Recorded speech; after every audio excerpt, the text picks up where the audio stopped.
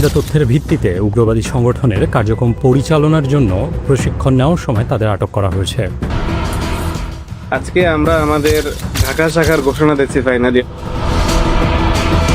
আমি Shah Omana Sabir, Fatah combat system বা FCS এর প্রতিষ্ঠাতা।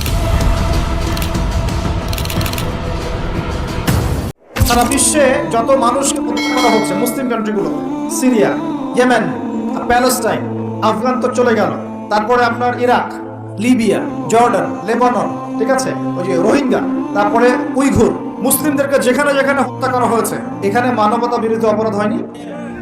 এটাকে সন্ত্রাসবাদ বলা যায় না? এটা ওদের জঙ্গিবাদ নয় কি? তারা প্রকৃত অর্থে সন্ত্রাসী এবং জঙ্গি কারা? মুসলিমরা না ওরা? যখন নিরপরাধ মাসুম বাচ্চাদেরকে হত্যা করা হয়, মা বোনদেরকে ইজ্জত নষ্ট করা হয়, আমাদের মুসলিম ভাইদেরকে পাখির মতো গুলি করে হত্যা করা হয়, তখনই মতবাদ থাকে না?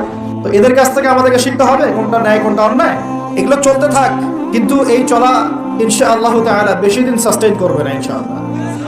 ইসলাম বিরোধী শক্তিরা চায় না যে ইসলামের এই রমরমা ভাবটা মিডিয়ার সামনে আসুক।